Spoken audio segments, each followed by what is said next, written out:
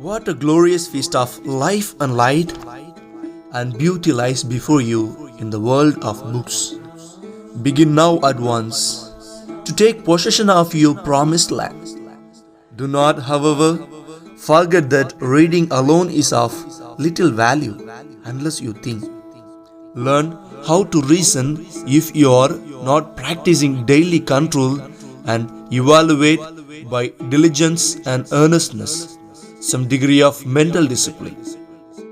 There is nothing more peaceful than sitting under a tree, gazing up at its branches, or walking on the beach, watching the waves roll in. It is easy to live in the moment when you are surrounded by natural beauty because there are so many wonderful things to look at, listen to, touch, and smell. By taking this time, appreciate the peace and living the moment. Your whole being will feel revitalized. You will probably wonder why you don't do it more often.